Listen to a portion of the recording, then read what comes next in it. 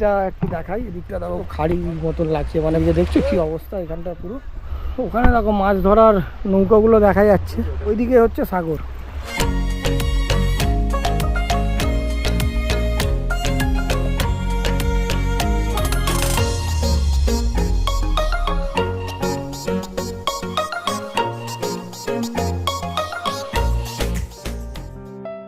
সুন্দর লাগছে, পরিবেশটা সুন্দর লাগছে, প্রাকৃতিক যে সৌন্দর্য সেটা কিন্তু অসাধারণ। এইভাবেই রয়েছে কত বছর ধরে। এই নিচু দিয়ে যেতে হচ্ছে, নিচু দিয়ে মাথা নিচু করে করে। এগুলো কি দাম আছে দাদা? এগুলো 250 টাকা। ডায়মন্ড হারবার, এইখানেই রয়েছে ডায়মন্ডার বাড়ি আর ম্যাজিশিয়ান ডায়মন্ড হারবার ডায়মন্ডা।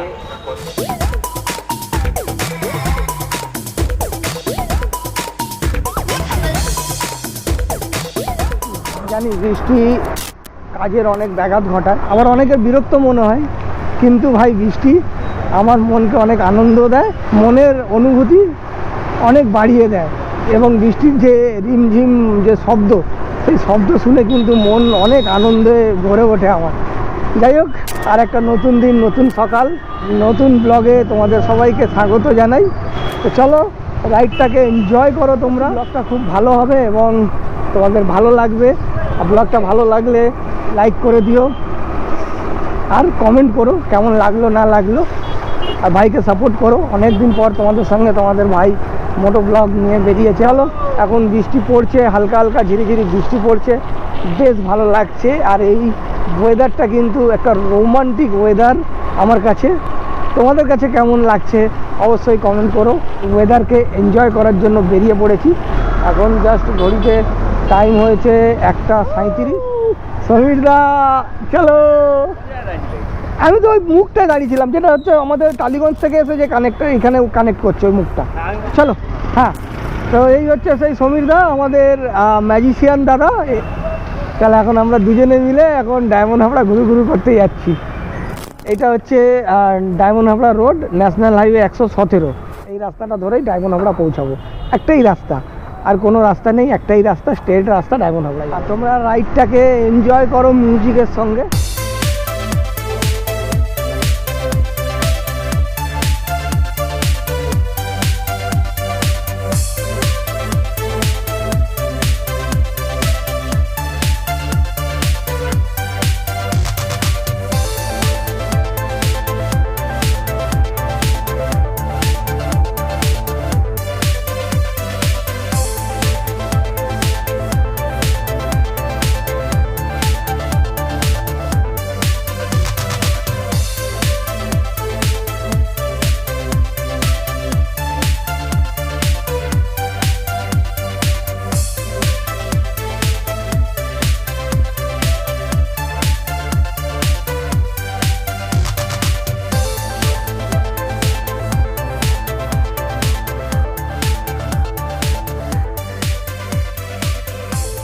মোড় বাঁদিকে গেলে বারাইপুর, বাঁদিকে এই রাস্তাটা চলে যাচ্ছে বারাইপুর, আর এইটা যাচ্ছে বিবিরহাট, যেটা ঠাকুরপুকুর থেকে কানেক্ট করেছে। কিন্তু এখন আমরা যাব সোজা।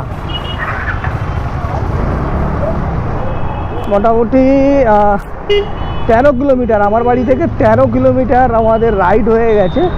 আর ঘড়ি বলছে 2:11। তাই ভেবেছিলাম মনসুন রাইড করবো, ওইদিকে বৃষ্টিই নেই।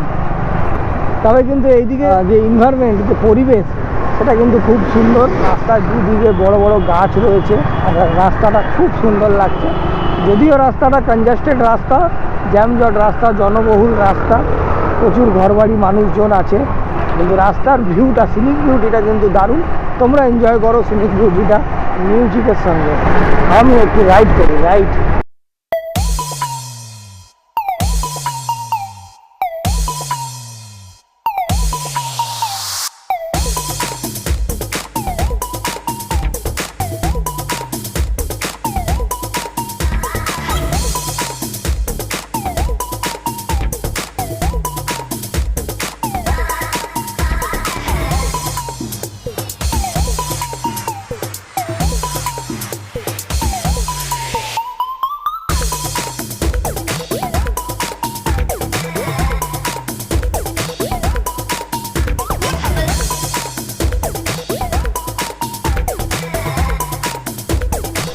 20 কিলোমিটার। এই জায়গাটার নাম হচ্ছে কপার হাট মোড়। আমরা ডায়মন্ড হারবার চলে এসেছি, আর এই হচ্ছে ডায়মন্ড হারবার স্টেশন। একদম এই যে ডায়মন্ড হারবার স্টেশন। ভাই গঙ্গা দেখতে পেয়ে গেছি। ও ভাই, আমরা একটু দাঁড়াবো, এইখানেই দাঁড়াবো, কোথাও সাইড করতে হবে। এখন দেখো টাইম হয়েছে ঘড়িতে 3:02। মোটামুটি কতক্ষণ লাগলো আমাদের?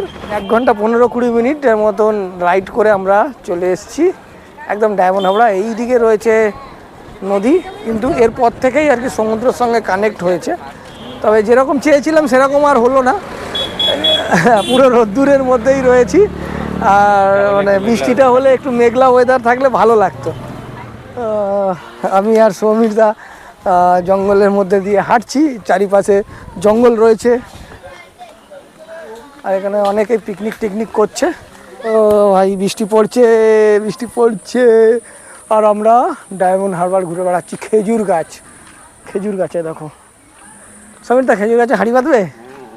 ও ভাই, এখানে আবার জঙ্গলের ভিতরে দেখো সব গল্প প্রেম করছে। বাবা ছাতা ফাতা নিয়ে বলবে ভাই ক্যামেরা বন্ধ করো। এই দিকটা দেখো সমিতা, জলে ভেঙে গেছে পুরো সেইগুলো।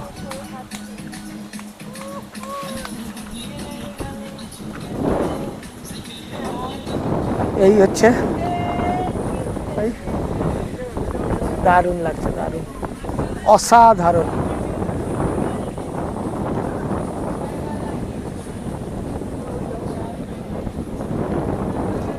ভাই বৃষ্টি পড়ছে, একটা গাছের গোড়ায় আমি আর সমীরদা দাঁড়িয়ে রয়েছি।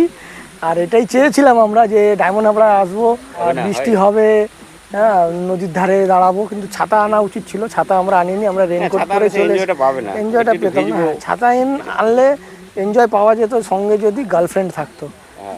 দেখো এক ছাতার নিচে এরকম জঙ্গলে কিন্তু অনেকই আছে। তো আমরা এখানে দাঁড়িয়ে রয়েছি দুজনে, বৃষ্টি পড়ছে, আর কিছু করার নেই।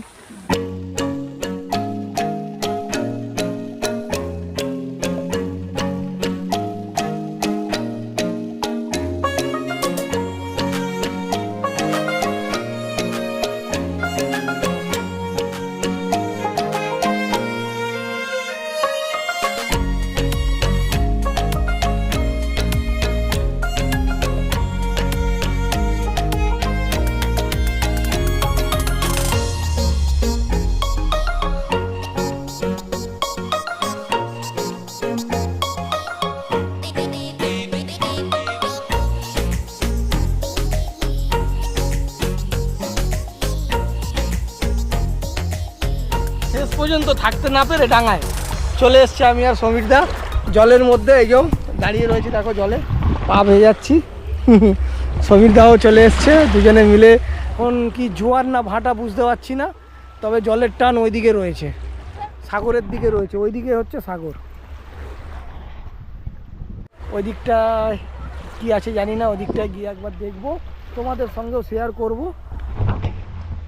ওখানে দেখো মাছ ধরার নৌকাগুলো দেখা যাচ্ছে, ওইখানটা সব কত সুন্দরভাবে মানে এ করে রেখেছে নৌকাগুলো, কালারফুল লাগছে।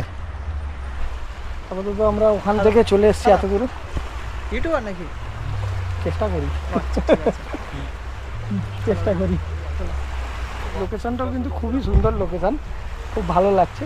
তবে এইখানে আসতে গেলে কিন্তু পায়ে কাদা লাগবে, আমরা প্যান্ট গুটিয়ে এসেছি। আর এই দিকটা দেখো, এই দিকটা একটু দেখাই, এই দিকটা দেখো খাড়ি মতন লাগছে, মানে পাথর ভাঙা। এইদিকে দেখছো কি অবস্থা এখানটা পুরো।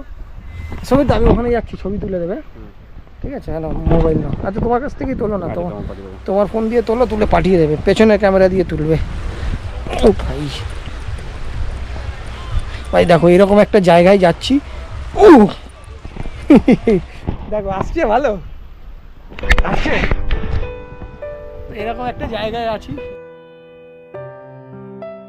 সুন্দর লাগছে, পরিবেশটা সুন্দর লাগছে।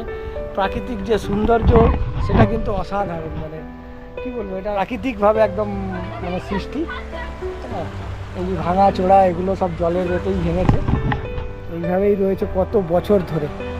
এগুলো পুরো সব ভেঙে পড়ে রয়েছে কীভাবে। এই নিচু দিয়ে যেতে হচ্ছে, নিচু দিয়ে মাথা নিচু করে করে। ভাই রে ভাই, আমরা এখন ফিরছি, এবারে ডায়মন্ডদাকে ফোন করব। তার আগে আমরা যাব মাছ বাজারে। মাছ বাজারের থেকে বেরিয়ে তারপরে ডায়মন্ডাকে ফোন করব হসপিটালের কাছে গিয়ে। মাছের আড়ত শুরু হয়ে গেল, দুদিকেই রয়েছে মাছের আড়ত, তবে মাছ নেই, কিন্তু মাছ নেই আড়তটা। এই যে পুরোটাই মাছের আড়ত। এগুলো কি দাম আছে দাদা? এগুলো 750। 750। এটা কত কত করে, কত ওজন হবে এটা? 500 500 এরকম। 500 টাকার ওদিকে আছে দেখি।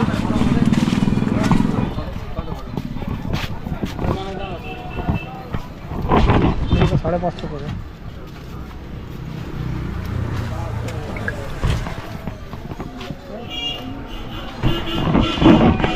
পুরোটাই আড়ত, পুরোটাই মাছের আড়ত। তবে মাছ নেই এখন, মাছ নেই, ফাঁকা। এদেরই ভোলা আছে, ভোলা 250 টাকা। এগুলো কি সেই পদ্মার ইলিশ? না, ডায়মন্ড। ডায়মন্ড ইলিশ। মাছ কম, মাছ নেই। মাছের আড়ত ঘুরলাম, মাছের আড়তে তেমন কোনো মাছ বেশি নেই, কারণ এখনও নাকি মাছ ওঠেনি ভালোভাবে। এখন বাজে 5:34। তো এইখানেই রয়েছে ডায়মন্ডার বাড়ি, আর এই ম্যাজিশিয়ান ডায়মন্ড হচ্ছে আমাদের সেই ডায়মন্ড হাবড়ার ডায়মন্ডা। আর ডায়মন্ডার সঙ্গে দেখা করে এরপরে আমরা ফিরে যাব বাড়ির দিকে, একটু আড্ডা ফাড্ডা মারি। হ্যাঁ,